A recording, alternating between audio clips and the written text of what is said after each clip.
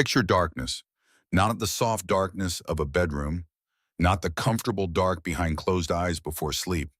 This is the darkness of being underground, of 8 feet of frozen earth pressing down above you, of a world that has been trying to kill everything within 50 miles for 4 straight days and succeeding. Outside, the wind is 65 miles an hour. You cannot see it, but you can hear it, and the moment you hear it, you understand that wind is not the right word. What you are hearing is something that has no opinion about your plans, no interest in your preparations, something that would reduce you to your component parts with the same absolute indifference it applies to every fence post and frozen field it has already destroyed. That sound is the world. And then inside it light, a single lantern. The flame is perfectly still, not wavering, not guttering. Still because 60 feet of earth and stone and silence stand between it and everything outside that would extinguish it. The glow is amber, steady, warm in a way that feels almost defiant, a warmth that seems to push back against the darkness, the way a living thing pushes back against something trying to end it. A hand moves in that light, a woman's hand, unhurried, stirring the contents of an iron pot. The smell is rabbit stew, dense rooty built for heat and endurance. The hand stirs. The fire ticks. The world outside continues its attempt to end itself. Her name is Mara Holt. She is 23 years old. She's been alone in this space for 4 days. And outside in the town that called her a fool, the town that called her a hysteric and a cave girl, and laughed her out of a public meeting 6 weeks ago, 17 people are going to die tonight. She knows this. She has known it since October. This is the story of how a young widow with $47 and a pickaxe became the only warm person in a town of 200. What it cost her to build the thing that saved them. And what it made her even harder to open the door when they finally came. Go back 6 weeks. Go back to the meeting. Go back to the moment everything changed. October 29th, 1876. Harlow's Ridge, Dakota Territory. The town hall was packed. Not with panic, with the specific comfortable density of a community that has gathered to be told everything is fine and fully expects to be told exactly that. Every family in Harlow's Ridge was there. Farmers and merchants, the blacksmith and the reverend, mothers with infants, and old men who had survived 20 Dakota winters and intended to survive 20 more. They filled the benches and stood along the back walls, and the rooms smelled of wet wool and wood smoke, and the warm collective certainty of people who believe they know what is coming. They didn't, but the evening hadn't revealed that yet. Outside, a premature frost had silvered the edges of the unharvested corn. The geese had left a month early, not drifting south in their lazy autumn way, but flying low and hard like something was chasing them. Several of the older farmers had noticed. Most of them had decided not to think too hard about it. They were here because Alderman Warren Croft had called the meeting, and Alderman Warren Croft had been calling this same meeting every October for 17 years, and every October the outcome had been the same. We are prepared.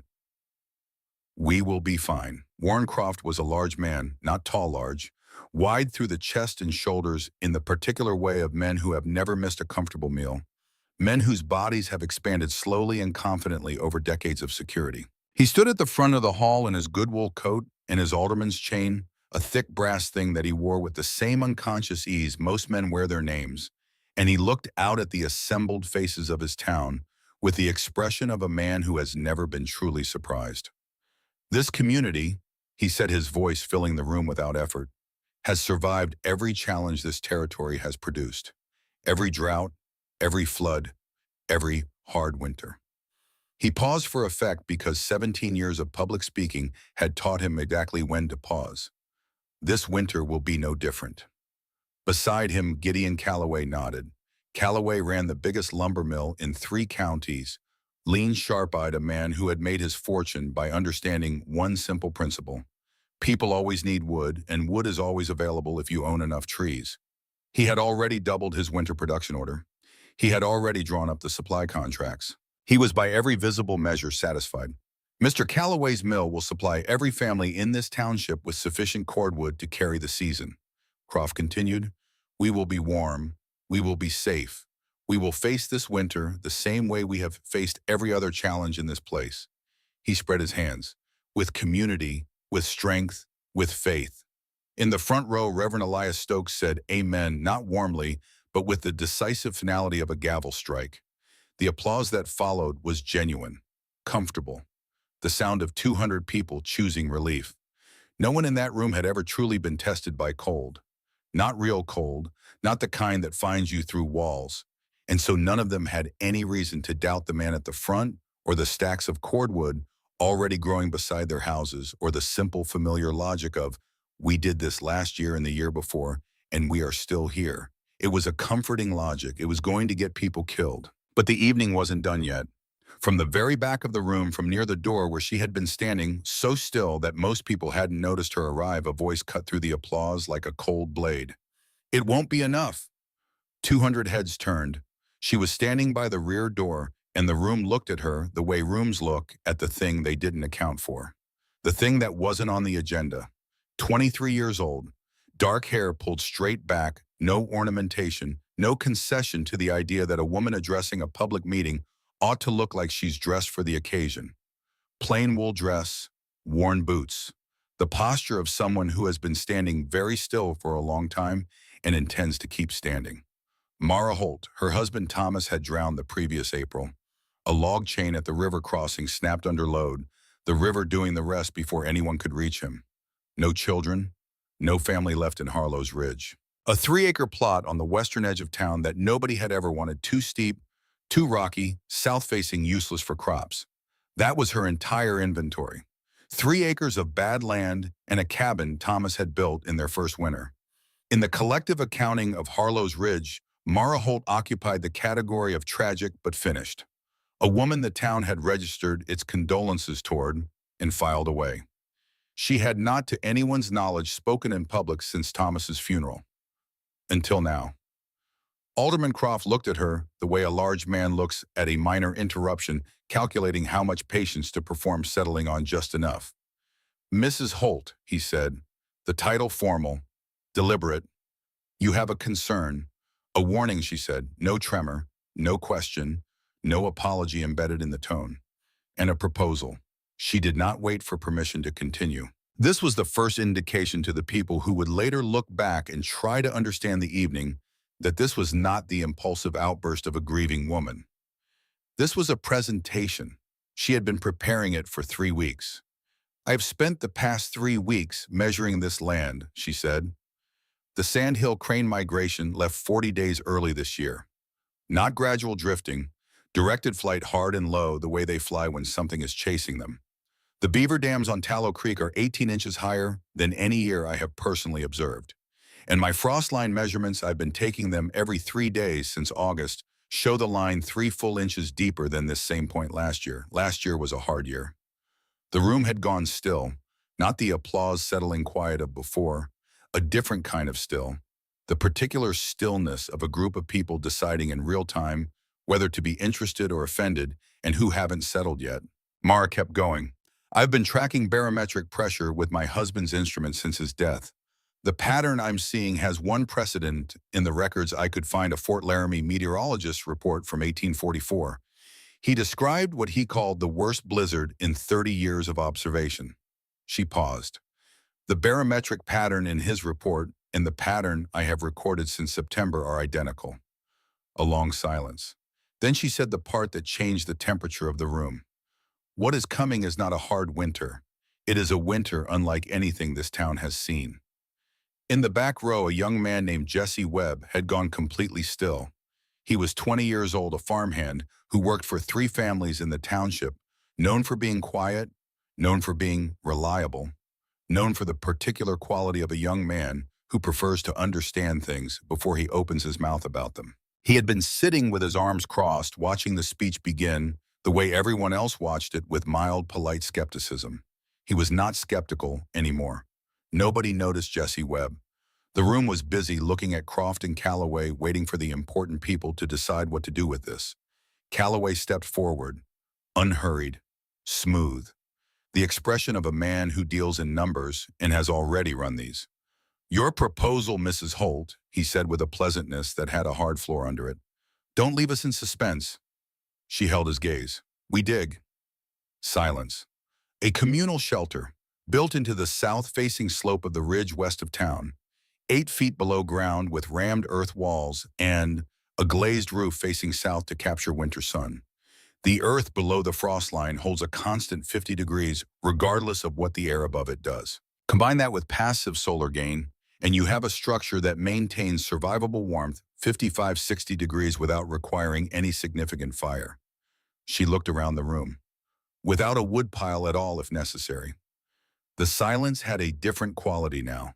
Not the silence of decision, the silence of a room that has just been handed something it doesn't know what to do with. Croft recovered first. Large men who have held authority for 17 uninterrupted years recover with indignation before anything else. It is the closest tool to hand and the most practiced. A cave, he said, flat, final. You are proposing that the Christian families of this town burrow into the ground like animals. An earth-sheltered structure, Mara said, evenly, without rising to match its temperature. Used successfully in climates far harsher than this one.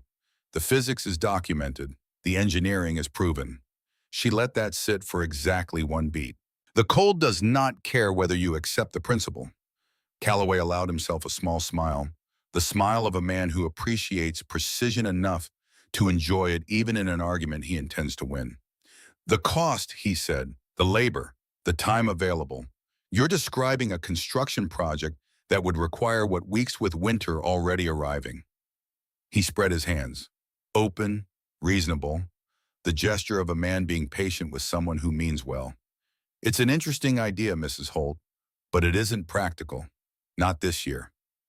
A murmur of agreement moved through the room. Mara had expected this. She had been rehearsing responses to these specific objections since the night she made the decision to come to this meeting. She opened her mouth to continue, and then Reverend Elias Stokes stood up. He was thin in the way of the severely principled every calorie examined for spiritual necessity. He had pale, quick eyes that moved with the precise efficiency of a man who has long since finished the work of deciding what things mean and now spends his energy on categorization. He rose slowly with the specific deliberateness of someone who has been waiting for exactly this moment and knows his entrance will be noted. I want to speak to something beneath the engineering, he said.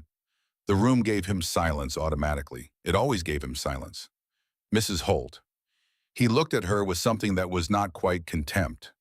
Contempt would have required acknowledging her as an equal, but with the careful calculation of a man identifying a category of threat. Your husband was a man of this community, a Christian man, a solid man, but your family, your mother's people, her line. He paused. Your grandmother, Mrs. Holt.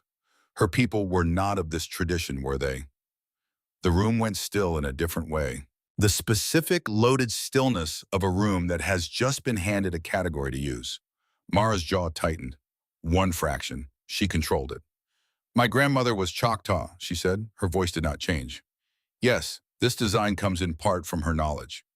She built 3 of these structures across her lifetime in climates as severe as this one. It is not paganism, Reverend.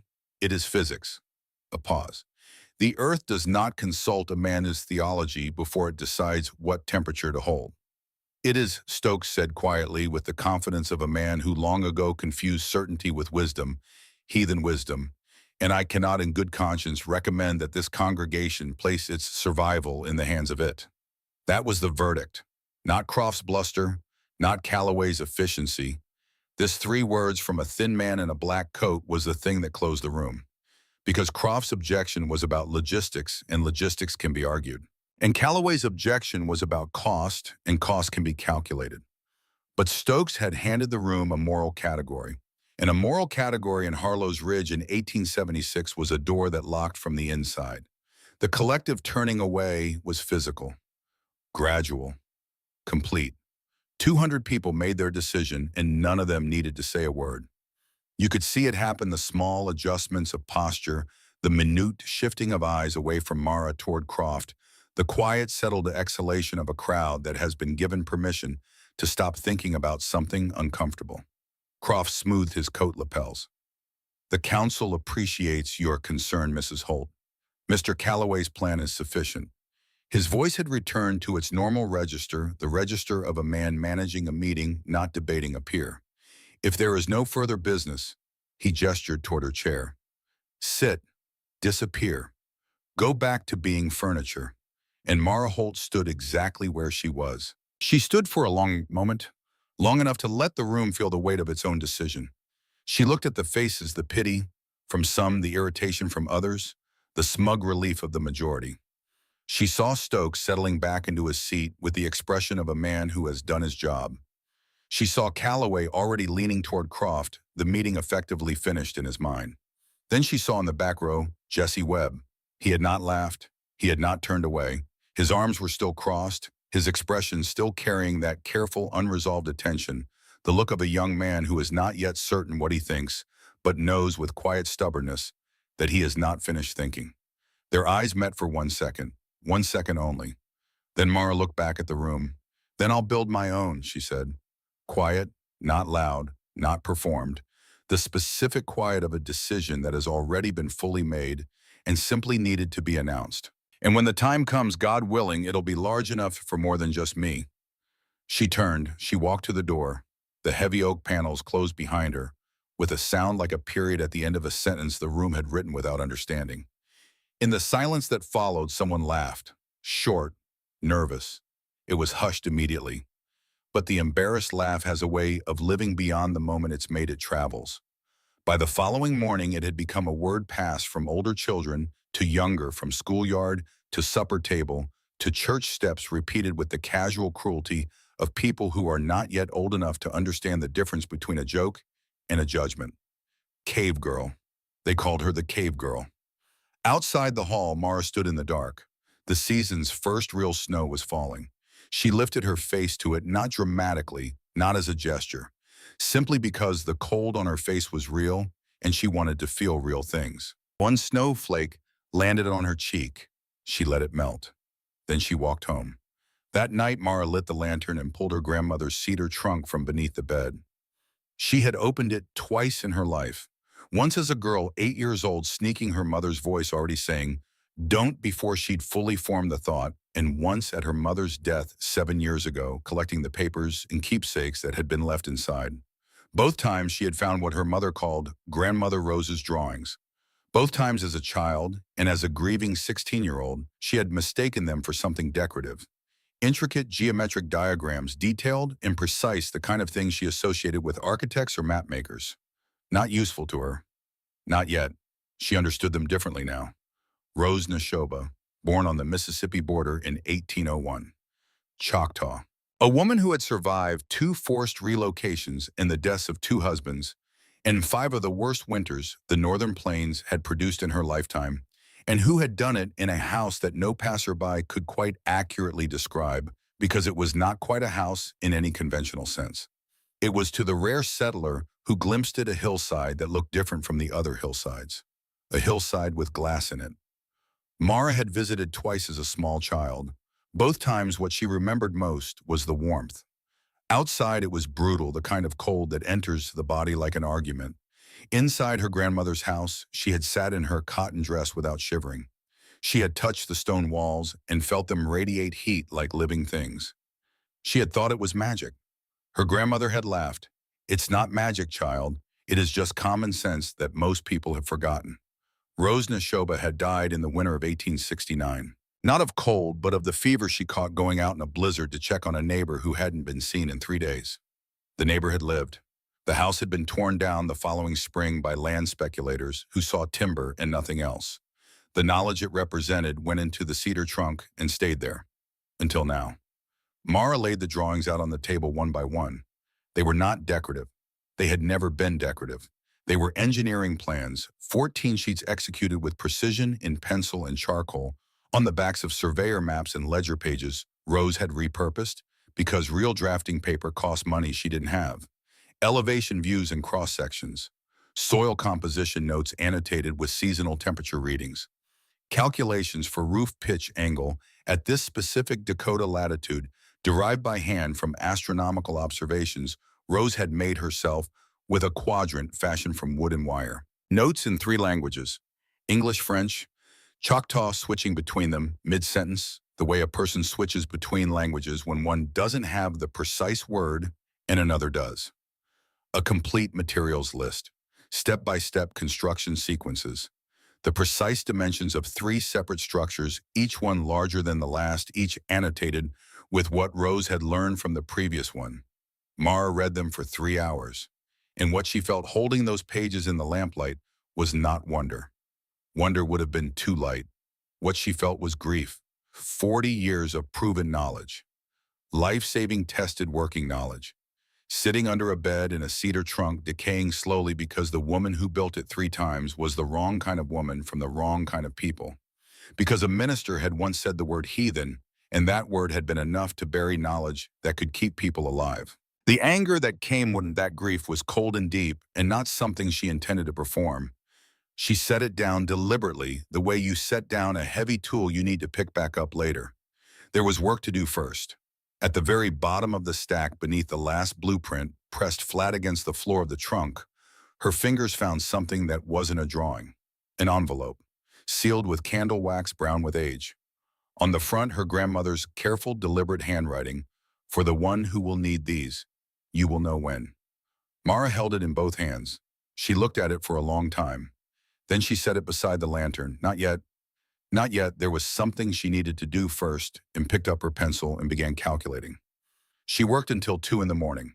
Slope angle, solar incidence at this latitude in December, soil composition, depth requirements, load-bearing calculations for a roof that would have to hold several tons of accumulated snow. She converted Rose's Mississippi-derived figures for the Dakota climate, the way you translate a language preserving the meaning while adapting the expression. When she was finished, she had a plan. Not a general intention, a real plan, specific, sequenced, with known dependencies and a timeline, and a budget she had checked against her $47 3 times to make sure the arithmetic was real. She could do it. In 6 weeks with what she had, she could do it. Before she closed the lantern, she wrote 3 words in her journal. Build it large. Not large enough for 1 person, large enough for 15. She had looked at the community shelter design in Rose's drawings, the biggest structure her grandmother had ever built, constructed for 12 families in Mississippi during the worst winter of 1837. It was feasible on her slope. It was within the budget if she salvaged what she couldn't purchase. She wasn't going to tell anyone in this town that the structure was built for 15. They had made their position on her plans abundantly clear, but she was going to build it the right size. When the time came, and she believed with every data point she had collected since August that the time was coming, there would be room. She tucked the unopened envelope into the pocket of her dress. Not yet. She blew out the lantern and went to sleep. The next morning, Mara stopped at her neighbor's fence before she went to the general store. Emmett Drake was 64 years old and had been farming the same 40 rocky acres for 22 years. He was the kind of man the northern plains produce occasionally, not large, not loud, not a man of speeches or public gestures, just deeply, quietly, structurally there. The kind of man who has outlasted his own expectations through the accumulation of enough small, stubborn days. He had lent Thomas Holt his wheelbarrow the previous spring, and it had never come back, and he had said nothing about it, which was perhaps the most Emmett Drake thing he had ever done. "Emmett," Mara said from the fence line, "I need to borrow the wheelbarrow." He looked at her. Then he looked at the slope of her property visible from his fence line, the steep south-facing hillside that every farmer in the township had agreed was the most useless piece of ground in the county. "For the digging," he said. Not a question. Yes, he was quiet for a moment. The morning was 17 degrees. Their breath made small matching clouds in the air between them. He turned toward the barn, and he said over his shoulder without turning back, "That's a big project you're planning. Big for 1 person." "It's not for 1 person," Mara said. He stopped. He turned around slowly and looked at her for a long moment. She said nothing more. There was nothing more to say. He looked at her face, at the composure in it, at the decision behind the composure, and something passed between them that was not an explanation and did not need to be. He brought the wheelbarrow to the fence and set it down. "You'll need it until December," she said. "It'll keep," he said. She picked it up and walked toward the general store. Emmett Drake stood at the fence and watched her go. He stood there after she had turned the corner and disappeared, looking at the slope of her property, thinking about what she'd said. Not for 1 person. He didn't know the full shape of the plan, But he had lived 64 winters on the northern plains, and he had learned to pay attention to certain things, to the feel of the air in early October, to the way the animals moved, to the specific quality of cold that meant something serious was building. He had been lying awake for a week with a feeling he could not name. He went inside. He checked his wood supply. He sat at his table. Then he went back outside and spent the rest of the afternoon splitting more wood, though he already had more than he thought he would need. He would think about all of this later, when later came. November 1st, 1876. Dawn temperature, 17 degrees. At the general store, Mara spent 27 of her $47 with a precision that Dora Potts behind the counter watched carefully enough to be able to describe in detail later. One pickaxe 4-pound head, one reinforced spade, 100 feet of surveyor's twine, 2 dozen hardwood stakes, one box of 10-penny nails. She did not buy wood. She did not buy wool. She did not buy insulation or rope or any of the materials the rest of Harlow's Ridge was purchasing in those first days of November in preparation for a winter they believed they understood. She left the store with $20 still in her pocket and the tools over her shoulder, and she walked to the slope. She spent 2 hours walking the hill before she touched a single stake, measuring sun angles with the quadrant she had built from a piece of pine board and a weighted string. Studying the drainage patterns from last week's rain, still readable in the shallow furrows the water had cut. Testing soil at 3 depths with a sharpened stick, gauging compaction and moisture content. She had one slope. She had one shot. She had no margin for choosing wrong. When she found the spot 2/3 of the way up above the water table below the wind shadow of the ridge, she drove the first stake. Then 11 more, the twine running between them in a precise rectangle, 24 feet east to west, 14 feet north to south. She stood inside the outline for a moment. She looked at the frozen grass and rocky soil beneath her, and she tried to see what it would become. Not what it was, what it would be. The earth walls, the stone bench radiating its slow, patient heat, the angled glass above gathering winter sun, the lantern, the pot on the stove, the door that would open when the time came. She could see it. She had always been able to see it. She picked up the pickaxe. She swung it overhead and drove it into the frozen earth. The impact came back through the handle and into her palms, like the earth itself refusing. The frozen Dakota clay in November is essentially ceramic frost has welded the particles into something that treats iron as an inconvenience. The mark she left was no deeper than a thumbnail. She pulled the pick free. She swung again.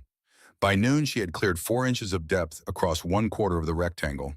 By sunset, 10 hours in the entire floor sat at 4 inches. Her hands had blistered, broken, and blistered again, a process her body performed so efficiently, it barely paused between iterations. Her lower back had long since stopped registering pain as pain and started registering it as simply the texture of the work at a constant she moved inside rather than against. She walked home in the dark. She passed 2 boys on horseback at the edge of the lamplight district. They saw her, the frozen mud, the tools, the posture of a woman who has spent 10 hours doing something the town has collectively decided is ridiculous. And they said something to each other and laughed. She knew the word they were using. She nodded at them and kept walking. That night at her table, she ate cold cornbread and looked at her ruined hands. This is what day 1 looks like, she thought. There are 46 more. She thought about the letter in her coat pocket. Not yet. She went to sleep. The days that followed were brutal, methodical, and clarifying. Pickaxe, shovel, barrow, haul, dump, return, repeat. The rhythm of it was grinding 140 times a day or more. The same sequence, the same slope, the same cold. The blisters calloused into something tougher than the original skin. The aching back adapted. Her body, which had been protesting the work with everything it had, began quietly without fanfare to become adequate to it. Her shoulders broadened. Her arms hardened. The pickaxe went from feeling like an argument to feeling like a conversation. By the end of the first week, the pit was 4 feet deep. She had moved over 1,400 cubic feet of earth, 1 barrow load at a time. From the road, riders paused occasionally. They looked at the lone figure in the hillside rectangle. They shook their heads. Some shouted comments down into the pit. She did not look up. On the 8th morning, she descended to the pit in the gray early light and found something on the eastern rim. A paper bag. set neatly on the edge. Inside, a half-dozen biscuits, still warm, wrapped carefully in cloth. No note. She looked down the slope. Through the bare November trees, Emmett Drake's roofline was just visible. She stood for a moment looking at it. Then she climbed into the pit, sat on the cold earth floor, and ate one biscuit. It was the best thing she had tasted in a week. She put the others in her coat pocket, picked up the pickaxe, and went back to work. On the 10th evening, she came home, and she opened the letter. She had been carrying it since the night of the blueprints, 9 days against her skin, inside her dress, the wax seal unbroken. Some mornings she had reached for it and decided against it. Some nights she had sat with it at the table and put it back. Tonight felt different. She could not say why. It simply did. She sat at the table, the lantern burning. Outside the first proper wind of November, working at the corners of the cabin. She broke the wax seal. Her grandmother's handwriting inside was smaller than the outside, cramped, careful, the writing of someone who understood that paper had a cost. Rose Neshoba, to the one who opens this, I have built this house 3 times. Once for myself, once to show my daughters, once in my mind for the granddaughter I will not live to see grown. If you are reading this, the 3rd time is yours, Mara read slowly. They will laugh. They always laugh. They laughed at me in Mississippi, and they laughed here. Both winters that followed were the worst in memory. Both times the people who laughed came asking for warmth. I gave it to them. You will too. Not because they deserve it, because that is who we are. She stopped there, read those 2 lines again, sat with them, then read on. There is one more thing you need to know. The 4th time, the time after yours, it will not be one house. It will be the whole hillside. You will see it. I did not live to, but you will. Build it deep. Build it true. Trust the earth. It has never lied to us. Mara set the letter down on the table. The lantern flame was perfectly still. No draft. The cabin tight around her. Outside, the wind had a new register tonight. She had been cataloging it in her barometric readings for weeks, and she knew what this particular frequency meant. Not weather, not ordinary cold, something larger, something that had been deciding somewhere far to the north for a long time, something that was now decided. She sat with the letter for a long time. The 4th time, the whole hillside.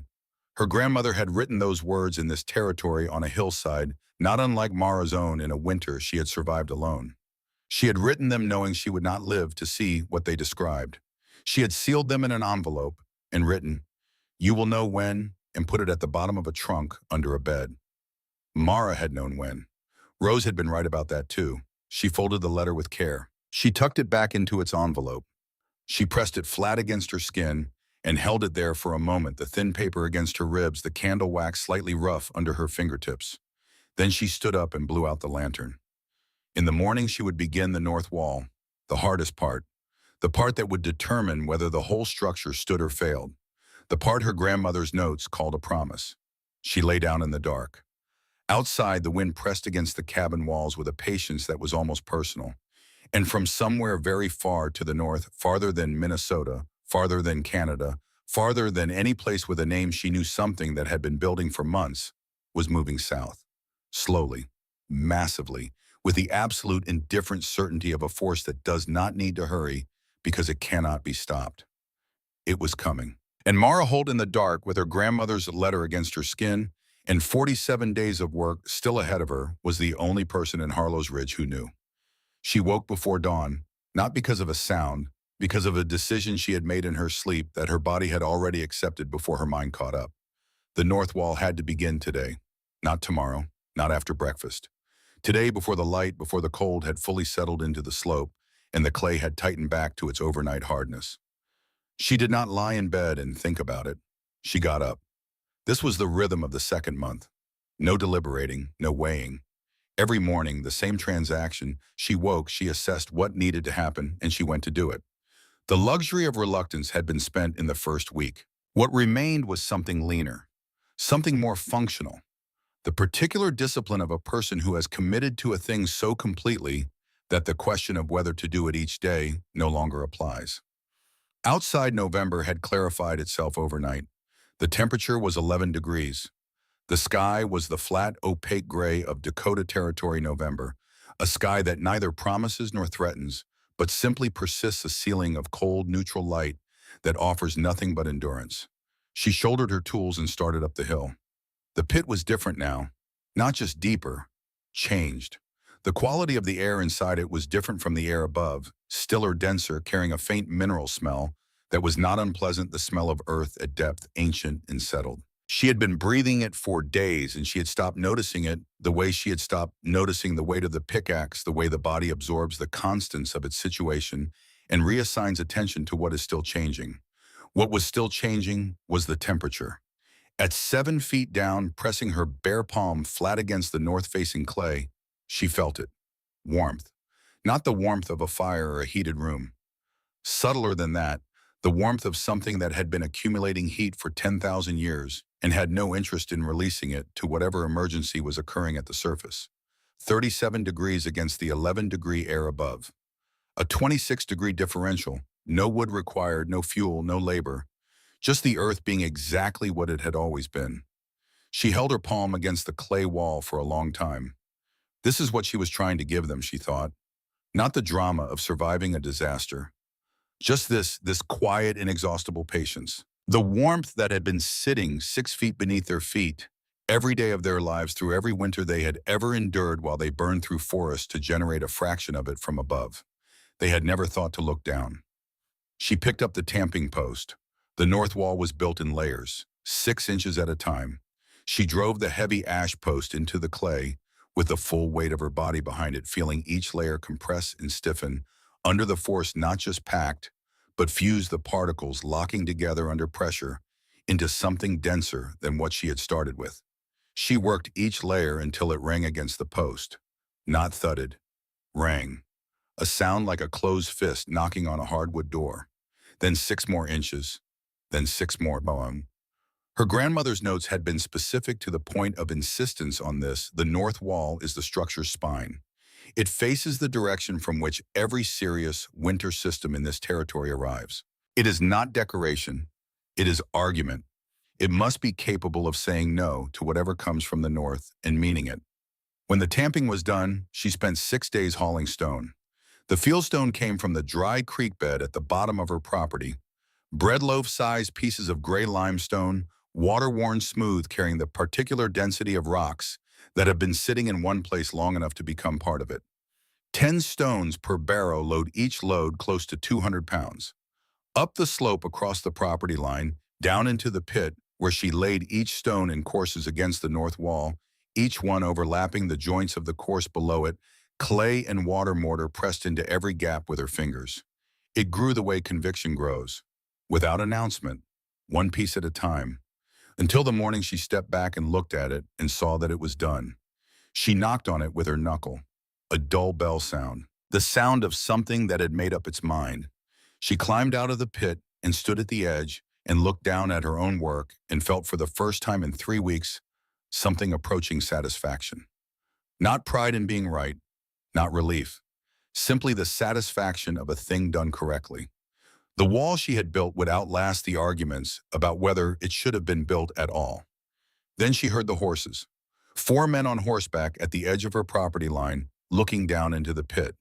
She was too far below ground level to see their faces, but she recognized the voice immediately. It belonged to a 19-year-old apprentice who had been experimenting with cruelty, the way certain young men do, trying on different versions of hardness to see what fit. Mrs. Holt, the voice came down into the pit with the quality of something thrown from a height.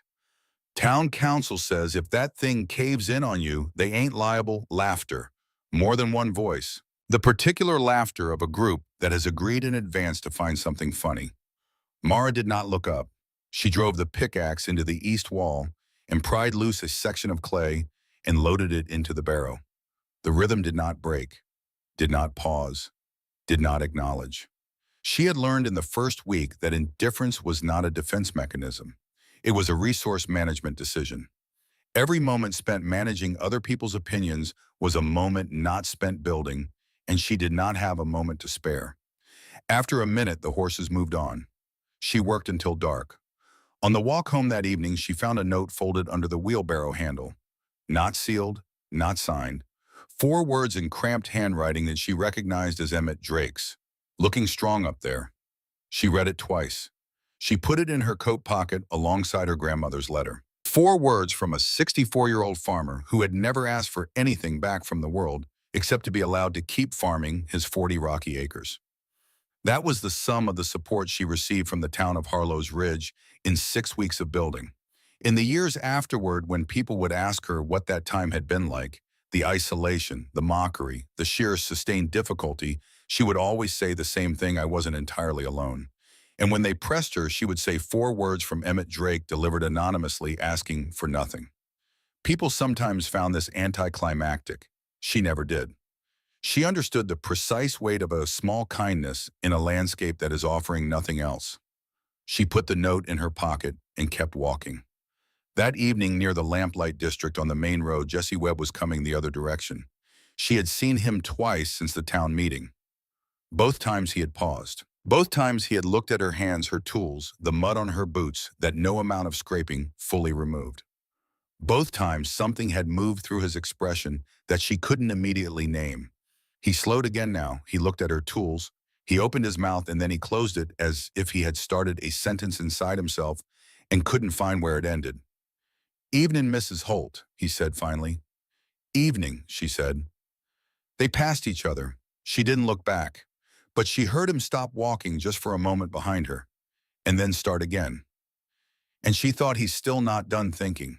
He hasn't decided what to do with what he saw at that meeting, but he hasn't let go of it either. Some people decide fast. Others need to arrive at a thing slowly from the inside out. She noted it and kept walking. November 19th, 3 weeks in, she came down the slope in the gray early light and saw it immediately. The east wall was weeping. That was the word that arrived before she had time to choose one. The section 4 feet wide and 3 feet high was dark with moisture, the clay surface glistening, saturated, gone soft in a way that clay should not be soft at the end of 3 weeks of careful work. At the base of the wall, a thin film of water had spread across the floor, barely visible, no thicker than a coat of paint on wood. She crouched and pressed her fingers into the surface. The clay gave, soft as overworked dough. She dug 6 inches into the wall with her bare hands and found the source at once: a capillary seep, a hairline channel of moisture running through the clay substrate, fed by some underground hydrological connection she had not identified in her initial survey. Not a spring, not a leak. A seep, the slow, persistent movement of water through soil, the kind that announces itself gradually and then all at once. She sat back on her heels. In an earth wall, water is not an inconvenience. It is a sentence. Left unaddressed, moisture saturates the clay matrix, reduces its compressive strength, and begins the process of returning the wall to the state it was in before anyone tamped it. The wall comes down. Everything she had built on top of it comes down with it. She had exactly nothing left in her budget. The $20 she had kept in reserve was gone, spent in the 3rd week on food and lamp oil, and the replacement of 2 shovel handles that had cracked under the repeated impact. Nothing for materials, nothing for labor, no contractor to call, no partner to consult, no backup plan. She was motionless for 3 minutes. This was not panic. It did not feel like panic. It felt like the inside of a machine running very fast and very quietly, sorting through every available variable in rapid succession, eliminating what was not possible, converging with blunt efficiency on what was. Then she got up and walked to the pine line at the northern edge of her property. She selected the boughs with the heaviest pitch concentration she could identify them by the sharp resinous smell that meant a high sap content, the trees weeping their own protection against the cold. She stripped inner bark from a fallen section and scraped the congealed pitch from the crevices into a tin can with her knife. She carried it back to the pit edge, built a small fire from dry scraps, and set the can over it. The pitch melted slowly. She added pine resin she had been accumulating for the roof work, stirring it with a stick until she had close to a quart of dark, viscous sealant that moved like cold honey. She climbed down into the pit. She pressed her hands into the hot pitch and worked from the bottom of the seep upward, forcing the sealant into the capillary channel, with her fingertips working it in with the same pressure she used to tamp clay, feeling the hairline seam close under the heat and weight of the material. She laid a continuous bead along the entire wall floor junction. She cut her second-to-last grain sack into strips and pressed them into the pitch, while it was still workable, embedding them in overlapping layers, building a membrane. 3 coats. Then a final layer of fresh clay tamped over everything by hand. She worked for 9 hours without stopping or eating. At the end of the ninth hour, she stood up straight, slowly. Her lower back produced a sound like a branch cracking somewhere in a distant forest. She ignored it. She soaked the patch section with water from her canteen, held her palm flat against the clay for 60 seconds, lifted her hand, dry. She pressed harder. 60 more seconds. Still dry. The exhale she allowed herself was not theatrical. It was simply the breath she had been holding for 9 hours released at the moment the body understood it could be released. Not a word, not a name. Just the sound of a person who has resolved a crisis with what they had and is still standing. She gathered her tools. She climbed out of the pit. She walked home in the dark. She had lost 2 days. She was still on schedule. But the seep had done something to her that the mockery and the physical punishment of the work had not done. It had shown her the exact shape of what she was doing. Not the inspiring version of it, the real one. A single person building a complex structure against a fixed and closing deadline with no redundancy. If the seep had been 10% larger, if she had checked the wall one day later, if the clay composition had been different, there was no one to call, no one who would come, no one who even knew where she was in the sequence of the build or how far she still had to go. That was what alone actually meant. Not loneliness, not grief. This a person and a problem and no other variables. She walked home and ate and went to sleep and was back at the pit before dawn. Finish faster, she told herself. Just finish faster. The next problem had a clean, brutal arithmetic. The roof required 90 square feet of glazing. New glass cost $1.40 per square foot. She had nothing. The math left exactly one option. Find glass that no longer belonged to anyone who needed it. The Hargrove Farmstead, 5 miles east on the Vermilion Road. Burned in the summer of 1874.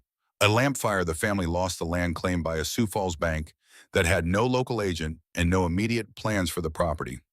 The ruins had sat untouched for 2 years, avoided by the townspeople with the particular avoidance reserved for sites where something irrecoverable happened. Mara left before dawn. She had built a travois the night before 2 long poles, a crossbar, canvas strips for padding. She pulled it behind her on the frozen road, the poles dragging with a low scraping sound that was the only sound in the dark. The ruins smelled of old char under the frost. Wood ash compressed by 2 winters of snow into something almost geological. She moved through the debris, methodically pushing vegetation aside, pulling at collapsed timbers. Within the first hour, she found them.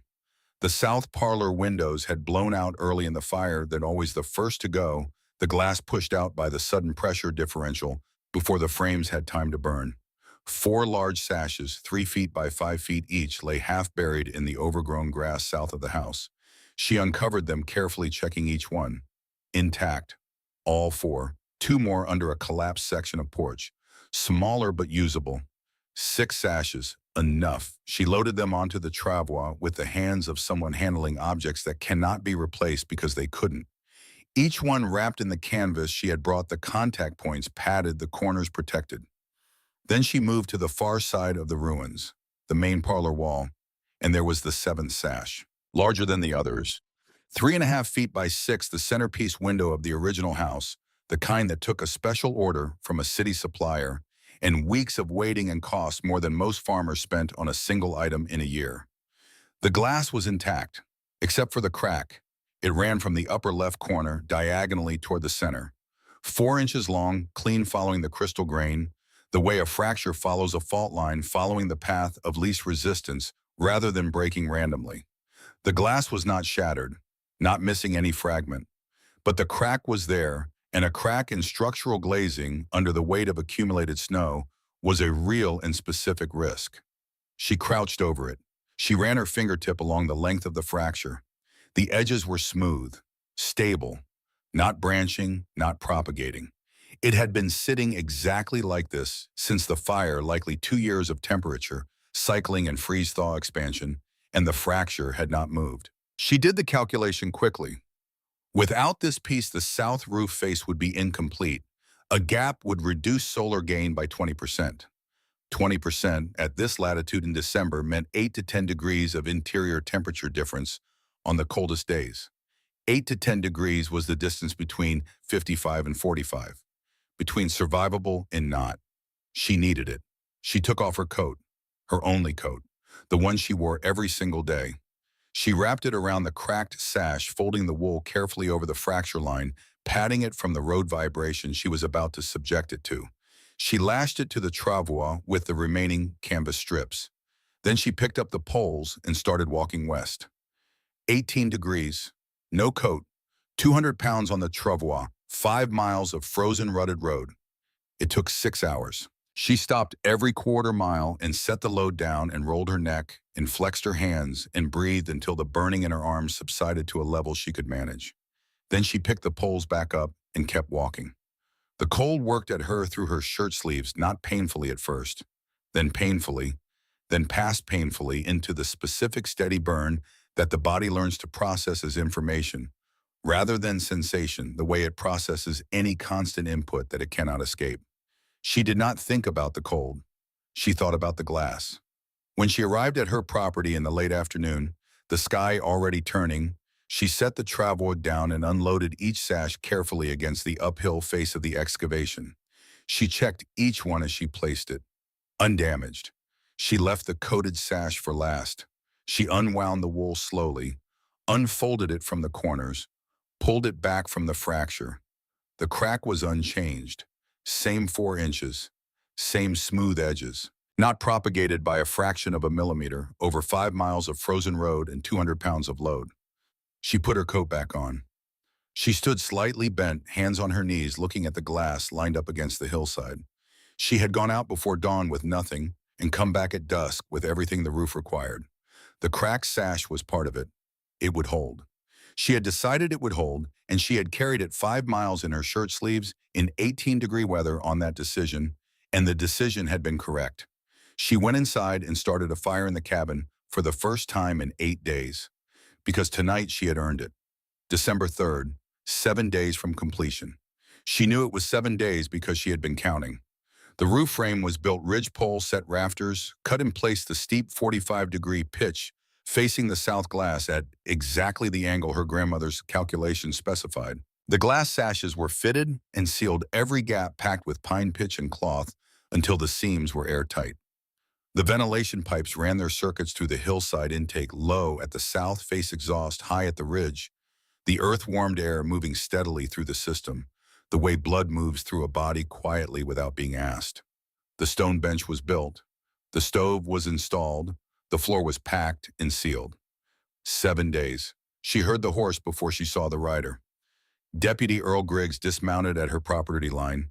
He always dismounted at the property line, a courtesy she noted and had filed under the category of men who understand the difference between doing their job and enjoying it. He walked toward her with the particular gait of a man who has been given an errand he does not agree with, but intends to execute correctly. He was carrying a paper. She put down her hammer. He looked at the structure behind her with an expression she recognized, the expression of someone who does not have the framework to accurately describe what they are seeing and knows it and is standing with that limitation rather than pretending otherwise. He looked at the roof angle, the glass, the way the hillside had been shaped around the structure rather than disrupted by it. That roof, he said. The angle. He stopped himself, cleared his throat, extended the paper. From Alderman Croft. She read it standing in the cold. Municipal Code Section 4, Paragraph 9. Ordinance passed at the previous Thursday's council meeting. Retroactively applicable to all ongoing construction within town limits. No permanent structure without a permit. 7 days to cease and restore the land to its prior condition. Failure to comply, demolition at her expense authorized by the alderman's office. She looked at the signature. Croft's wide-looping script, the handwriting of a man who had signed so many official documents that signing had become its own form of authority, the loops themselves carrying a weight they had acquired through repetition. She looked at her barometer. It was sitting in its wooden case just inside the pit entrance where she checked it every morning and every evening. The needle had dropped 4/10 of an inch since sunrise. Yesterday, 3/10. The day before, 2.5. It was not just falling, it was accelerating. She did the arithmetic in her head, not Croft's arithmetic, her arithmetic. The arithmetic of pressure rates in historical storm precedents in the specific numbers she had been recording since August. The incoming system's estimated arrival 11 days. Croft's deadline 7 days to stop building. 11 days until a storm she believed would kill people who were still sleeping in uninsulated wooden boxes with diminishing wood piles, confident in a plan that Gideon Calloway had sold them at a town meeting 6 weeks ago.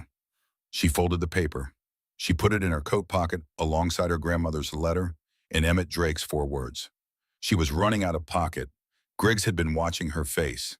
He said something then, and this was the moment she would think about sometimes in the years afterward, the moment she almost didn't expect Mrs. Holt. "I've been watching you work on this thing most mornings, from the road." He paused. He was choosing what to say next with a care that was genuine rather than performed. "I don't know what I'm looking at exactly, but it doesn't look crazy to me." "It isn't," she said. He nodded. He walked back to his horse. He mounted. He paused with the reins in his hands, not quite riding yet.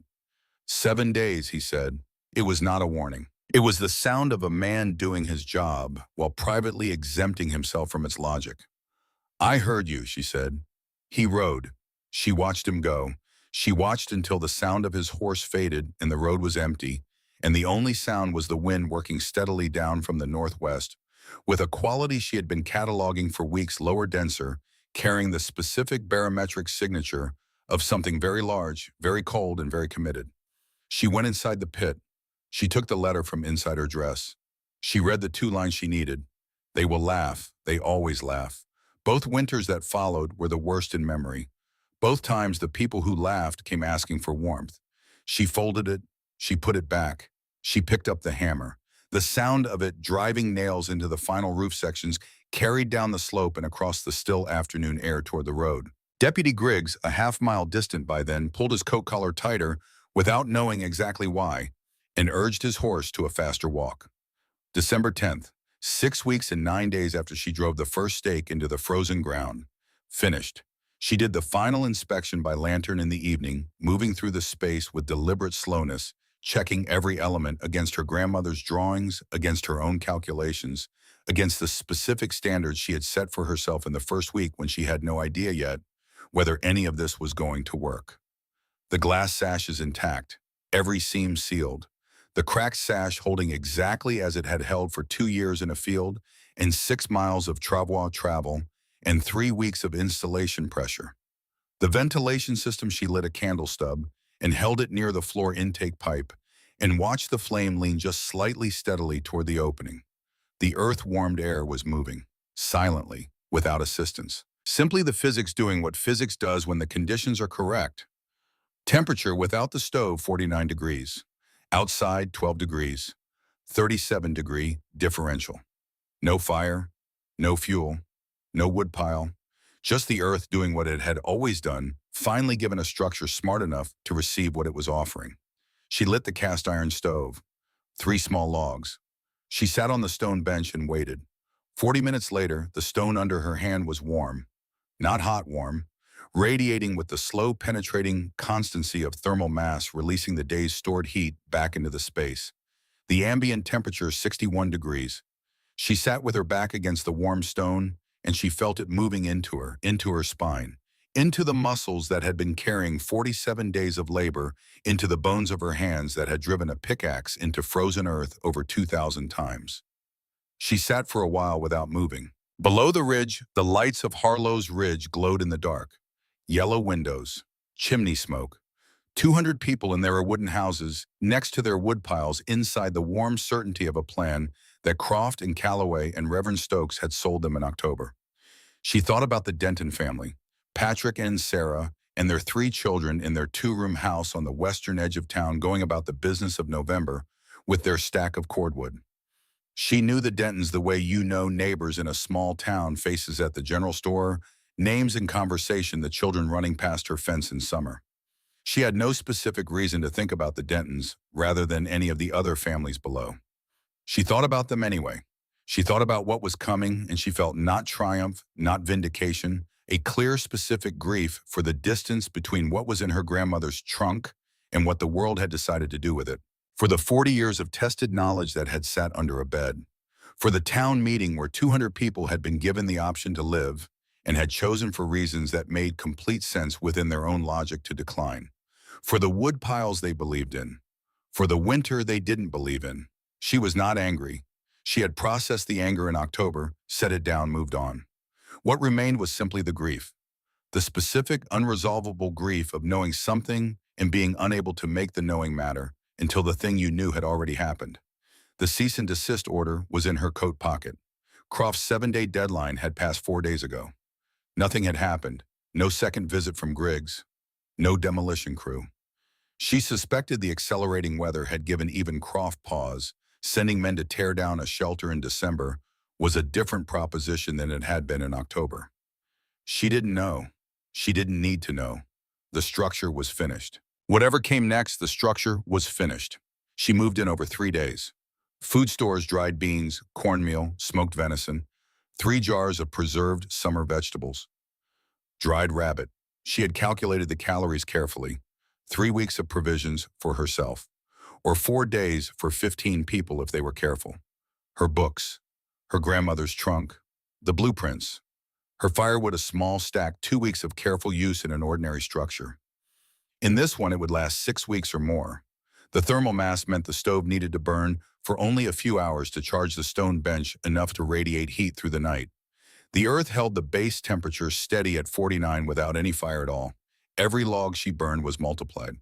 On the evening of December 13th, with the outside temperature at -2 degrees and falling, she closed the insulated door for the first time and set the bar across the brackets. The wind rose above her. She heard it as a distant modulation of the deep earth, quiet, not threatening, not frightening. Simply present, a sound that could not reach her. She lit the stove. She sat on the stone bench and opened a book, Thoreau, which had been Thomas's, which she had read 4 times and found more useful each time, and she read for an hour, without a coat, without a hat, without gloves or wool layers or the accumulated defenses against cold that everyone in Harlow's Ridge was currently wearing inside their own homes. She read. The fire ticked. The stone radiated. The earth held. She was home. She was half asleep when the sound came. Past midnight.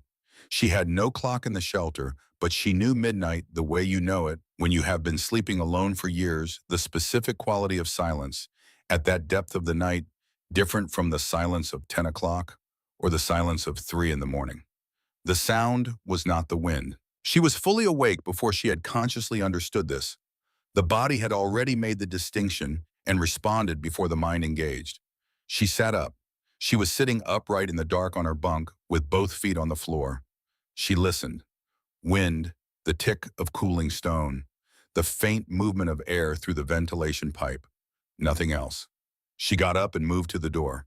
She pressed her palm flat against the insulated wood and held it there, feeling through the batting and the pine frame for any vibration from outside. The wood was cold against her palm. Still, she stood for several minutes with her hand against the door. The sound, if it had been a sound, did not come again. She stepped back. She sat down on the bench. She told herself the structure settling, or a branch against the earthen roof, or her own half-dreaming mind manufacturing sounds from the deep quiet the way it sometimes manufactured shapes from darkness. She was almost convinced. Then it came again. Not the wind, not the structure, not anything her mind could explain as environmental or mechanical or random.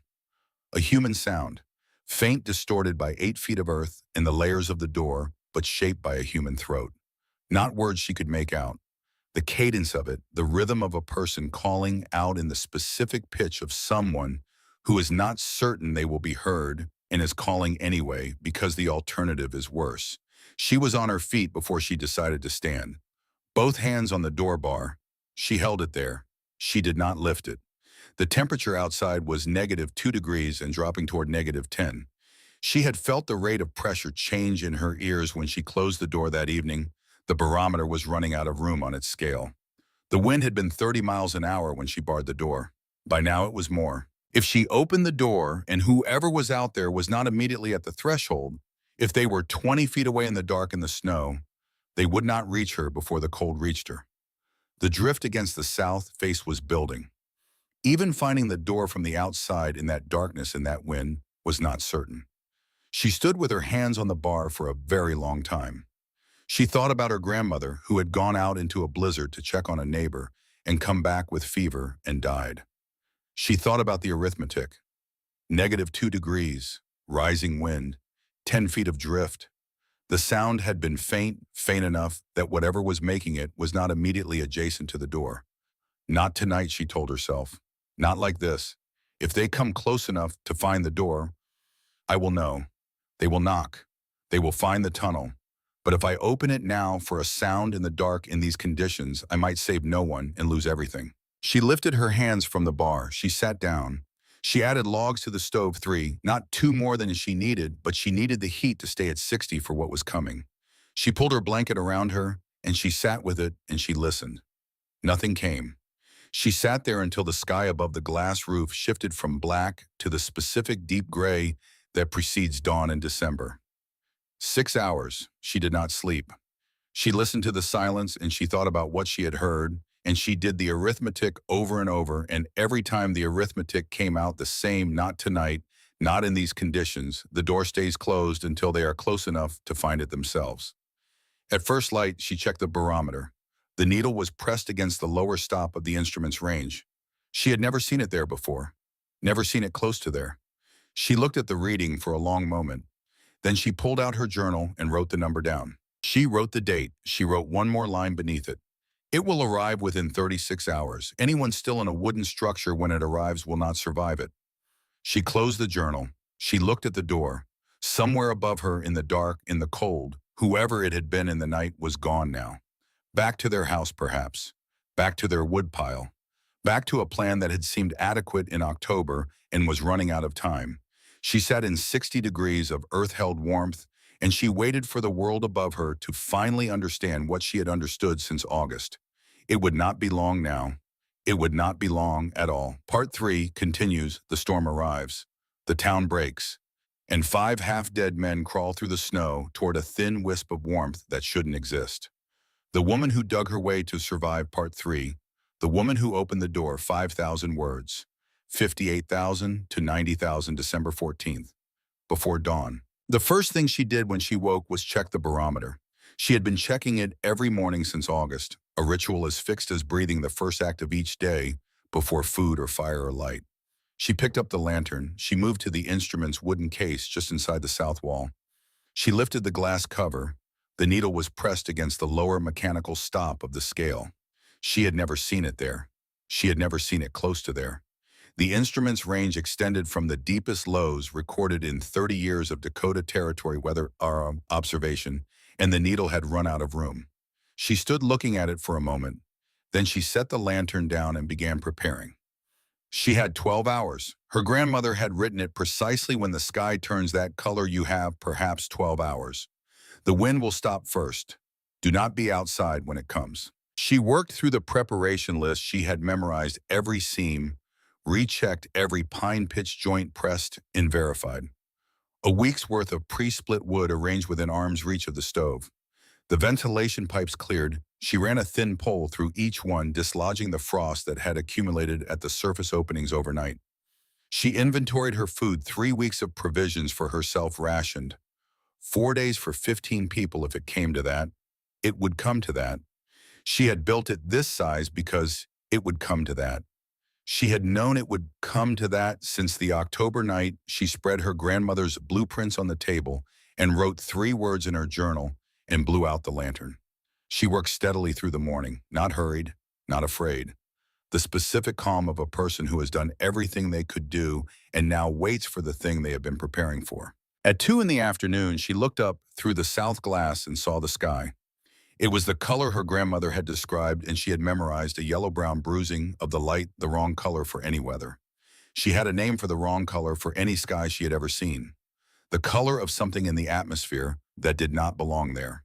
The color of what comes from very far north when the air above Canada finally decides to move.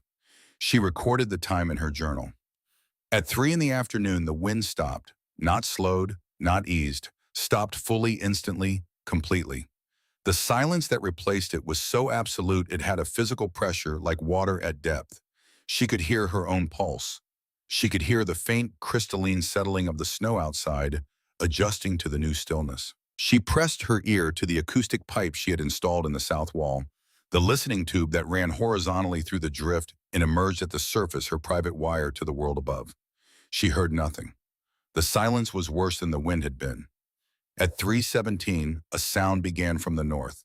Low, sustained, building with a deliberateness that made it sound almost intentional, as if something very large had cleared its throat and was now committing to speech. The sound gathered itself from the distance over the course of 20 minutes, each minute thicker and closer than the last, until at 4 in the afternoon, it was no longer a sound in any ordinary sense. It was a condition. The White Death hit the hillside at 65 miles per hour, and the world above her became something that had no relationship to the world she had been living in for 47 days of construction. The temperature dropped 15 degrees in the first 10 minutes, 20 more in the hour that followed. By nightfall, her thermometer mounted just inside the intake pipe where the incoming air gave her a surface reading showed negative 26 degrees Fahrenheit. The wind chill was a number she did not calculate. Some numbers are not useful. Inside the earth lodge, the storm arrived as a harmonic, a low vibration in the timber joints, a new register in the intake pipe's constant note. The temperature inside dropped 4 degrees as the thermal system absorbed the new exterior conditions and began the slow recalibration of its equilibrium. She lit the stove. 3 logs. She sat on the warm stone bench and waited. 90 minutes later, 60 degrees. She ate. She read. She wrote in her journal. It arrived as predicted. Everything is performing as calculated. I am well. The question now is when they will come and whether they will come in time. She looked at the door. She added one more line, I will be ready. Day 1 inside the storm. She had built the acoustic pipe in secret during the final week of construction, not because she expected to use it, but because the person who builds for 15 people and says nothing about it is also the person who installs a listening pipe and says nothing about it. Preparation is not a performance. It does not require an audience. She pressed her ear to the opening in the morning and heard wind. Only wind. A sustained, modulating fury that contained within it precise information about velocity and direction and temperature, all of which she recorded in her journal. The storm was running at full intensity, no human sounds. She sat back and put more wood on the fire and made tea. She was not afraid. This surprised her a little. She had expected fear. She had planned for it the way you plan for a tool you might need, had already decided how she would manage it, how she would keep it functional, rather than let it become paralyzing. But it hadn't arrived. What she felt instead was something calmer than fear and more durable, a settled, concentrated alertness. The alertness of someone who has done the preparation and is now present for the event. Day 2. The wind was unchanged. The temperature outside was still negative 26. She checked the pipes, ate a measured breakfast, and sat down at the table with her journal and a pencil and began to write. Not entries, letters. She wrote to her grandmother first, not a grief letter she had written those years ago and put them down. This was a technical letter, precise and methodical, describing every decision of the construction, the site selection process, the soil assessment, the north wall's tamping sequence, the capillary seep, in its repair, the cracked glass sash, and why she had taken it anyway. The pitch of the roof, the angle calculations at this latitude. She wrote in enough detail that anyone with basic construction ability could replicate the structure without her present. Then she wrote to Thomas. Brief, just a few lines. She told him about the stove. She told him the stone bench was warm. She told him she thought the structure would outlast both of them, which was the only kind of permanence that had ever made sense to her. She put the journal on top of her grandmother's blueprints in the trunk and closed the lid. The knowledge was in 2 places now. Whatever happened next, it was in 2 places. Day 3. She was at the acoustic pipe in the morning when she heard something that stopped her breathing. A human voice. Not close, not words, just the specific frequency of a human throat, the timbre of it, distinct from every meteorological sound she had been cataloging for 2 days, cutting through the wind's register for 3 seconds before the wind consumed it. She held her breath. She listened for 10 minutes without moving. Nothing further. She sat back. Her heart was moving faster than it should have been. She pressed her hands flat against her thighs and held them there until the rhythm steadied. Whoever it was, wherever they were not at the door. They were somewhere above on the hillside, too far from the structure for her to open the entrance and reach them in those conditions. Opening the door now would mean opening it to negative 26 degrees and 65 miles of wind per hour for an unknown person at an unknown distance. She stood at the door with both hands on the bar. She made the calculation clearly without flinching. The drift against the south face was 10 feet deep. The person above her could not find the door in whiteout conditions in those seconds. She would not save them. She would only join them. Wait, trust the structure. When they come close enough to find the door, you will know. She stepped back. She added 3 logs to the stove and kept the temperature at 60 degrees and sat very still with her hands in her lap and looked at the door. She kept herself very present because the alternative, the spiral of imagining who was out there and what was happening to them, would cost her the composure she was going to need when the time actually came. She waited. Day 3 passed. Nobody knocked. Day 4 of the storm, and the world above her finally broke. Mara did not know this yet. She was underground in 60-degree warmth, eating a breakfast of cornmeal and dried fruit, checking her supplies with the calm efficiency of a person managing known resources against a known duration.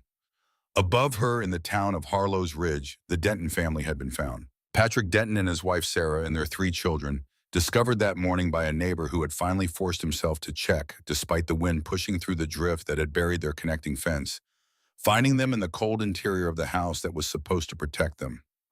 All 5. Still, the last of the cordwood had run out 3 days earlier. They had burned the furniture, the chairs, the table, the children's bed frames.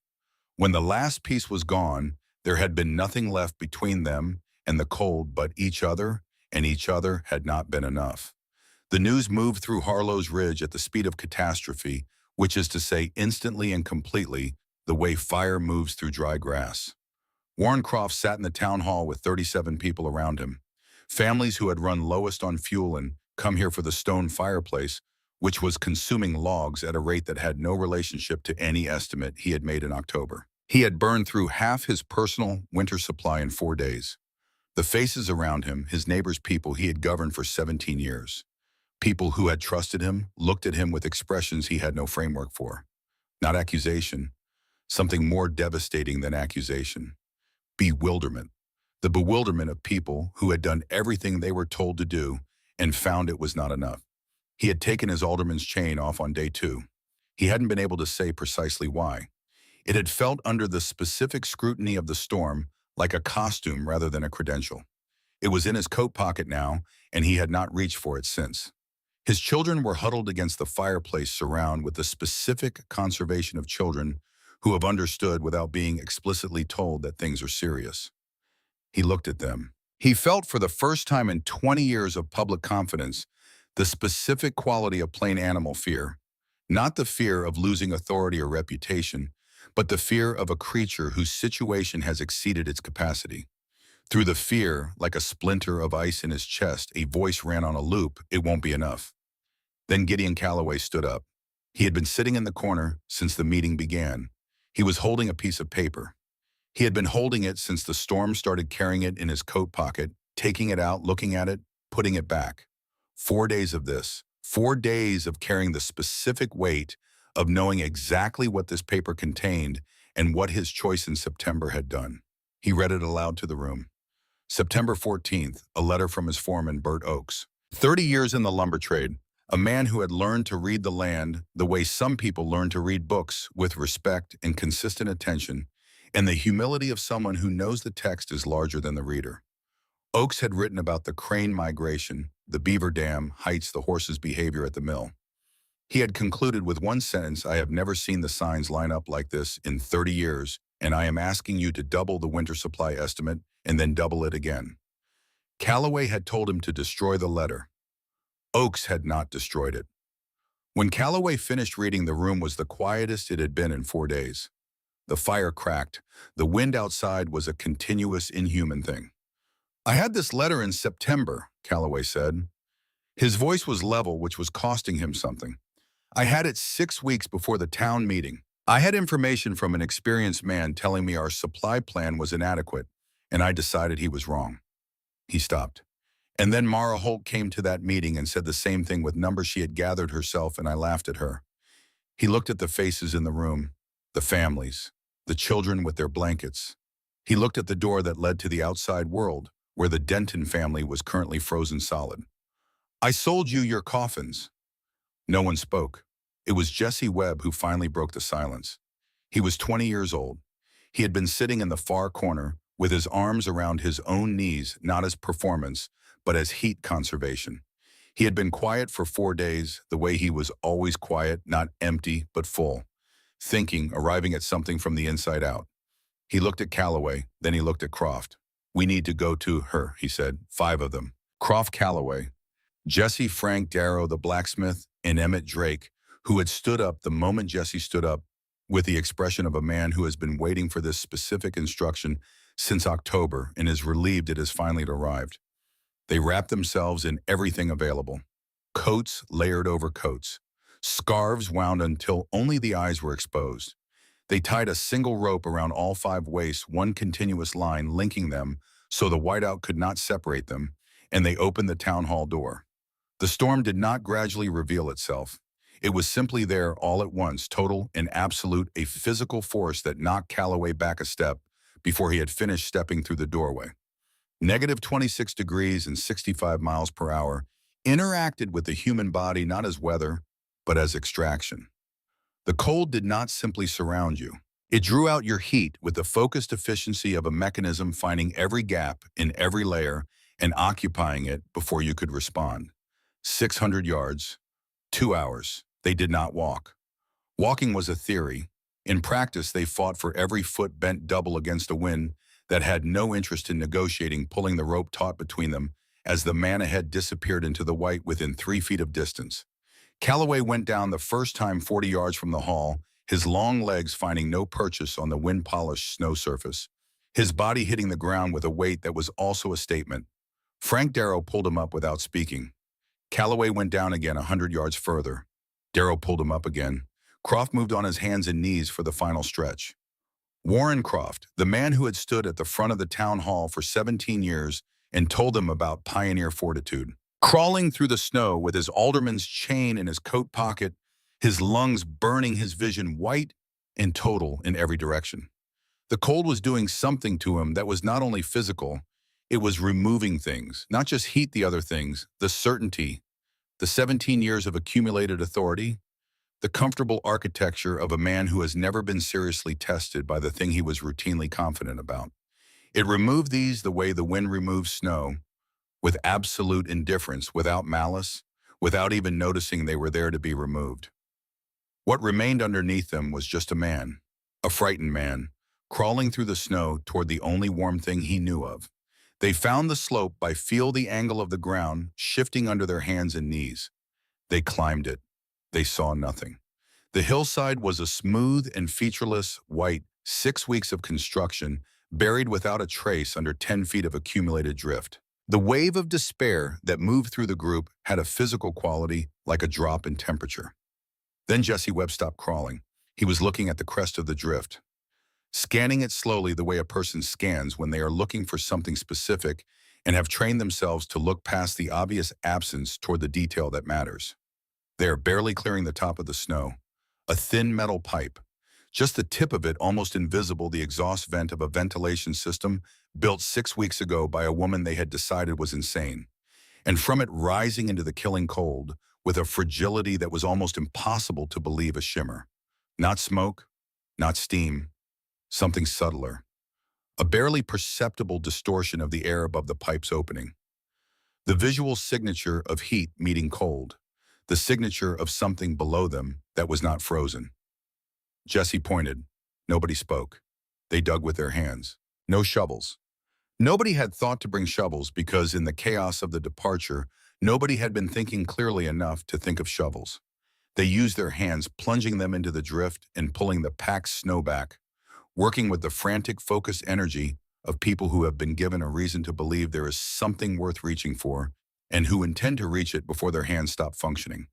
They uncovered the glass roof, first its surface clear, the pitched angle shedding the snow load exactly as designed. They worked down along the south face, following the wall toward where the door should be, digging the narrow tunnel through the drift, with their bodies half inside it, their faces inches from the snow. Jesse's knuckles struck wood. He pounded with his fist. The sound came back muffled, swallowed by batting and earth and 8 feet of insulation. Silence. He pounded again with both fists. He called her name into the door and the wind took it and erased it as if it had never existed. Silence. The silence stretched, long enough that Gideon Calloway, on his knees in the tunnel behind Jesse, closed his eyes. Then from within a sound, the sound of a timber bar being lifted from its brackets. Inside, Mara had heard the first knock. She had been at the door at intervals for 2 days, pressing her ear to the wood, waiting ready. She heard the second knock and placed her palm flat against the insulated surface and felt through the wood, embedding the vibration of a human fist. She stood there. She had thought about this moment. Many times in the past 4 days she had run through, it had imagined the faces, the voices, the specific people who might be on the other side of this door, and what she felt about each of them, and what she intended to do about what she felt. She had run through it methodically, the way she ran through any calculation, completely, without flinching, until she understood what the variables actually were. The variables were not what she had initially thought. She had thought the relevant question was what they deserved. She had thought in the first days that the door was a moral transaction, that opening it required her to have reached some specific conclusion about who they were and what had been done, and what the correct response to that was. She pressed her ear against the wood, and she heard a voice. Not words. Just a human sound distorted by layers of insulation and earth and the wind above. The specific frequency of a human throat in distress. The sound a person makes when they are calling out into a storm, not certain they will be heard calling anyway, because the alternative is silence. She could not tell whose voice it was. She could not tell if it was a voice that had ever been kind to her. It could have been Croft's voice, the voice that had gestured her back to her seat. It could have been Calloway's voice, the voice that had found her amusing. It did not matter. She understood this, standing at the door with her ear against the wood, with the absolute clarity that arrives sometimes when the situation is stripped of all its pretense. The relevant question was never what they deserved. The relevant question was who she was. What she chose to be in this moment when no audience existed and no credit was coming, and the cost of the other choice was invisible to everyone except her. Her grandmother had gone out into a blizzard to check on a neighbor. The neighbor had lived. Rose Neshoba had come home with fever and died of it 71 days later, having given the last winter she would ever see to someone else's survival. The neighbor had wept at her funeral. The generation after him had sold her house for timber. The knowledge she had built into those walls had spent 40 years in a cedar trunk under a bed. Not because they deserve it, because that is who we are. Mara Holt lifted the bar. The door opened inward, and they fell inside a tangle of frozen wool and ruined coats and 5 men at the furthest edge of what their bodies could do. The last one, in Jesse Webb, 20 years old and barely conscious, pulled the door shut behind him. The wind ceased. Completely. Instantly. The silence was so total it was almost another kind of violence, the shock of the absence of something that had been absolute for 4 days. They lay on her floor in the amber lamplight. Their faces were rimmed with ice. Their hands were the gray-white of tissue at the edge of frostbite. Their coats were soaked and useless. They breathed in hard, shuddering pulls, and the air they were breathing was 60 degrees, and for a moment none of them moved because the warmth was so complete and so unexpected that the body needed time to believe it. Mara stood in the center of the space. She looked at them. Warren Croft on his knees, the alderman's chain absent from his chest for the first time in 17 years. Gideon Calloway on his back, staring at the timber crossbeam overhead with the expression of a man reassessing everything he knows about the world from a supine position. Frank Darrow against the stone bench. Emmett Drake sitting upright already with the particular composure of a man who has been quietly certain all along. Jesse Webb on the floor, eyes open, looking at her. She looked at each of them.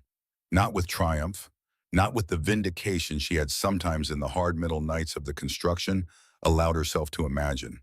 What she felt was not what she had imagined. It was grief. Clear, specific, and entirely without performance. Grief for the Dentons. Grief for the 40 years of knowledge in the trunk. Grief for the distance between what her grandmother had understood and what the world had decided to do with it. She let them see it. She didn't hide it. She wasn't performing that either. "I've been expecting you," she said. Her voice was the same voice she had used in the town hall 6 weeks ago.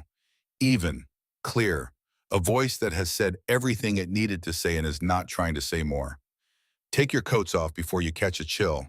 She turned to the stove. "There's soup." For 3 days, the Earth Lodge was an ark. More people came. Croft's wife and children on day 5, guided by Jesse on a second crossing. He organized with the rope and tunnel system, running it like supply logistics, because that was exactly what it was.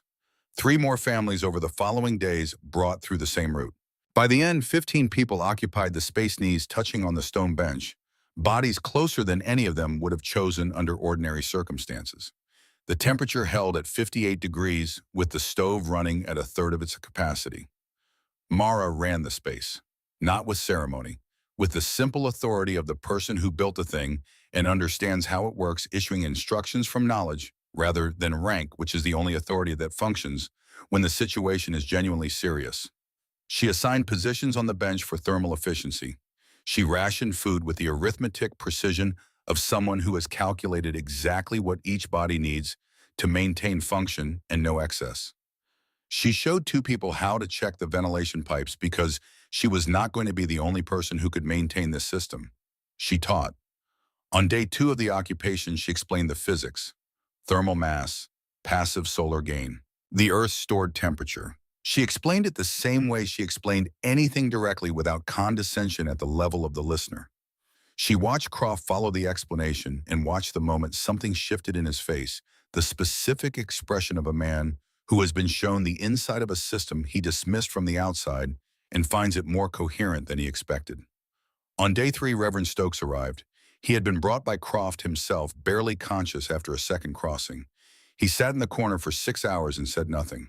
When he finally spoke, his preacher's cadence was gone. What remained was the voice of a man who has been stripped of his professional register and is using what's underneath it. "Mrs. Holt," just 2 words at first.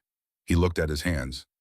"What I said about your grandmother's people, I was speaking from ignorance dressed as conviction. I knew it was ignorance when I said it. I said it anyway." He stopped. "I am sorry." Mara looked at him for a moment. She turned up the lantern wick. "My grandmother built this design 3 times, she said. The second time she built it, a minister told her it was against God's design. The next winter, his house failed, and he came to her for warmth. She let him in." She paused. "He came. That was enough for her." She said nothing else. He nodded once slowly and looked at his hands again. On day 7, the storm broke. The silence when the wind stopped was more violent than the wind itself. After 7 days of a sound that had become the fundamental texture of existence, the ground note beneath everything as constant as gravity, its cessation was a physical event, an expansion, a pressure change. 15 people in an underground space all lifted their heads at the same moment, feeling it simultaneously, recognizing it before they could name it. They dug their way out into a world that had been remade. The drifts were 20 feet in places, sculpted by the wind into organic forms that had the alien beauty of geological formations, shapes that suggested deliberate creation by something that did not share any human aesthetic. The sky above was a blue so clear and saturated it seemed like the sky was overcompensating for the past 7 days. The sun hit the white surface and returned a light so total it was painful. Harlow's Ridge was a ghost town. The search took 3 days. They went house by house, family by family. They found the Dentons already known. They found Henry Marsh in his bed under a frozen quilt. They found the Coopers and the Bells, and on the 3rd day, the Taggart family, parents and 2 children, in the corner of their kitchen, where they had been burning the kitchen table when the table ran out. 17 people, nearly a fifth of the town, dead inside the houses that were supposed to protect them. Gideon Calloway stood over the first family they found and wept. In the open, without stopping, without trying to manage it or qualify it or reduce it to something more dignified. He stood over them and wept, and Emmett Drake, who was 71 years old and had buried 2 wives and 3 children and understood something about loss that most people in the group did not, put a hand on Calloway's shoulder and left it there. Jesse Webb did not stop moving for 3 straight days. He organized the accounting of survivors, managed the logistics of shelter, and food and fuel, guided people between structures with the rope and tunnel system he had perfected during the storm. He worked with the quiet, absorbed focus of someone who has discovered the work they were made for and intends to do it completely. But he was 20 years old, and on the evening of the third day, sitting alone at the edge of the search area, with the last light fading over the white hills, he put his face in his hands. Nobody saw this except Mara, who was walking back from the east edge of the property. She stopped. She stood there for a moment looking at him. She sat down beside him in the snow. She did not speak. She sat there with him in the cold until he lifted his head. "I should have said something," he said. "After the meeting, I should have done something." "You came," she said, "in the storm. You're the one who looked for the pipe." He didn't answer. She looked at the ridge, at the glass face of the Earth Lodge catching the last winter light, at the hillside she had surveyed in October and staked out in November and dug into for 6 weeks alone. "The time we're given isn't always enough," she said. "You use the time you have." She stood up. She brushed the snow from her coat. "Tomorrow we start the accounting. I'll need someone who can manage numbers." He looked up at her. "That's you," she said. She walked back toward the lodge. He sat there for another moment. Then he got up and followed. April 1877, 4 months after the storm. The thaw had done its slow work through February and March, revealing the full extent of what the winter had taken. Not just the dead, those had been found and counted in December. The structural damage, the food stores lost, the animals, the calculations of what rebuilding would require and what the community had left to do it with. 4 months of rebuilding and accounting, and the specific difficult labor of looking at your own decisions clearly. Without the comfort of extenuating circumstances, because the storm had removed all extenuating circumstances. It had removed the arguments and the justifications and the layers of civic language that decisions accumulate around themselves over time. What remained was simply what had been decided and what it had cost. The meeting was held on the south slope of the ridge next to the Earth Lodge. Nobody had suggested an alternative venue. The town hall's roof had partially collapsed under the snow load, the same snow load that the Earth Lodge's 45-degree glass roof had shed cleanly by design through every day of the storm. The town hall was being rebuilt. The meeting was on the slope. They sat outside in April sun, the ridge above them, the glass face of the Earth Lodge below. The slope that everyone had agreed for years was the most useless piece of ground in the county. Warren Croft stood before the survivors. He was thinner. Not just physically, though he was that. Thinner in the way that certain experiences leave people when the experiences are large enough and honest enough, some layers removed, some architecture dissolved the person underneath more visible than they have been in years. The alderman's chain was in his coat pocket. He had not worn it since day 2 of the storm, and standing here now in the April light, he found he had no particular desire to put it back on. He looked at Mara Holt. She was sitting in the front row. Not the back where she had stood in October, with her plain dress and her composed stillness waiting for her turn to be dismissed. The front. "I was wrong," he said. "No preamble, no committee language, no civic scaffolding. We were wrong, we were certain and proud, and we refused to listen to knowledge that was greater than our own, and it cost 17 lives. 17 people I knew. People whose children are sitting here today without their parents because I made a decision I called good judgment, and it was arrogance." He looked at her, directly, the way he had not looked at her in October when she was speaking. "Mara Holt warned us. She built what she said she was going to build alone with $47 in 6 weeks. She opened her door to us when she had no obligation to. She kept 15 people alive." A pause, his voice steady but only barely. "We don't ask your forgiveness. We haven't earned that right. We ask for your guidance. Help us rebuild. Not as we were as we need to be." The slope was silent. Then Mara stood. She reached into the bag beside her and drew out a roll of papers. She set them on the table, a makeshift table, 2 sawhorses, and a plank, the kind of furniture that gets built in the aftermath of things, and unrolled them flat. Blueprints, detailed and complete. An elevation view, a cross-section, a site selection, guide, a materials list with quantities and sources, a construction schedule broken into 8-week phases. Drawn with the same precision as her grandmother's drawings because she had learned precision from her grandmother's drawings. The room looked at them, Then the room understood what it was looking at, a communal earth shelter, large enough to house every remaining family in the township. Sited on the same ridge 50 feet east of the existing structure on a slope Mara had surveyed the previous autumn before the October meeting, before the town meeting, before the dismissal, before the cave girl, before 6 weeks of solitary labor in a storm that killed 17 people. I drew these in October, she said, before the meeting, before any of this. She let that sit. She watched the understanding move through the faces in front of her the moment each person arrived at what it meant. She had never been building only for herself. The single structure she had built was the proof, the thing she could point to and say, this is what I am describing, this is what it does, this is what it cases and what it weighs and what temperature it holds on the coldest night. She had offered the larger version in that hall in October. They had refused it, so she had built the prototype first. Come see that it works. Then I will build it for all of us. She looked at Croft.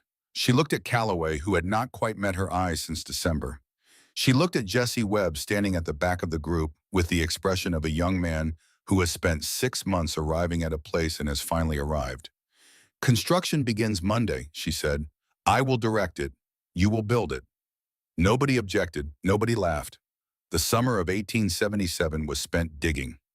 Under Mara Holt's direction, the people of Harlow's Ridge built a communal earth shelter on the south-facing ridge large enough to house every remaining family in the township. They built it with rammed earth walls and south-facing glass roofs and stone benches that absorbed heat through the day and returned it through the night. They built it with ventilation systems running their silent circuits through the hillside and mortar joints pressed by hand, and a thermal mass capable of holding 50 degrees through the coldest night without any fire at all. They built it with shovels and pickaxes and calloused hands and the specific focused attention of people who are learning something they know they should have learned before. Men and women and children, working the same slope where a lone figure had worked 6 weeks alone the previous autumn, visible from the road, mocked unacknowledged building anyway. Mara taught them everything. She taught them how to read soil composition before driving a stake, how to tamp clay in 6-inch layers until it rang against the post, how to identify pitch concentration in pine boughs by smell, how to lay stone courses so each overlaps the joints of the course below, how to set a roof pitch for this latitude in December, how to seal a glass seam with pine pitch and cloth until it holds against wind, pressure you cannot quite imagine until you have been inside it. She taught them what her grandmother had taught her and what her grandmother had spent 30 years refining and what a minister had once called heathen wisdom and a reverend had stood up in public to condemn. She taught it plainly, without ceremony, without vindication. They learned. By the end of August, the communal shelter was complete. The first night they all slept in it, Emmett Drake sat on the stone bench with his back against the warm stone wall and looked at the amber lantern glow on the earth's ceiling and said nothing for a long time. Then he said quietly to no one in particular, she was right. Nobody else said anything. Nobody needed to. They did not call her the cave girl anymore. They called her what she was, the woman who had listened to the earth when no one else would. The woman who had carried a dead woman's knowledge north in a cedar trunk and built it into a hillside and opened her door to the people who had mocked her, because that was simply who she was. The woman who had written in the last entry of her December journal before the storm broke, they will come, they will be cold and frightened and reduced, and I will be here. She was. Mara Holt taught earth-sheltered construction for the rest of her life. She taught it to Jesse Webb, who went on to build 14 structures across the northern plains under her direction. She wrote in the final decade of her life a technical manual on passive solar construction, the first published work in the architectural literature to explicitly name the Choctaw origins of these principles. She dedicated it to Rose Neshoba. She lived to 71. She outlasted Croft and Calloway and Reverend Stokes. She outlasted most of the people who had been in that room on October 29, 1876, and she spent 48 more years teaching the knowledge that had sat in a cedar trunk for 40 years before she dug it out and built it into a hillside and proved it could save lives. She is buried on the south-facing slope of the ridge, a few feet from the place where she drove the first stake into the frozen ground on the morning of November 1st, 1876, with a pickaxe and a plan and $47 in the composed certainty of a person who has done the calculation and understands what it requires. The grave is unmarked. The hillside is the marker. There is a particular kind of person who is right before the world is ready to hear it, who knows a thing and carries it forward alone in the face of every social signal that says the knowing doesn't matter, that the right answer from the wrong person does not count. Who builds the proof anyway? Who keeps the door at 60 degrees and opens it when they come? Rose Neshoba was that person. She built the knowledge 3 times and was laughed at twice and fed the laughing people through the winters that followed. Mara Holt was that person. She built the proof alone and opened the door and spent 48 more years making sure the knowledge would not end with her. The earth remembers everything. It remembered the warmth stored in 6 feet of Dakota clay through every winter Harlow's Ridge had ever endured. It remembered the woman who looked down instead of up and understood what was there. It remembered the trunk and the blueprints in the sealed envelope. For the one who will need these, you will know when. It holds these things the way it holds heat, quietly, without being asked, for as long as it takes.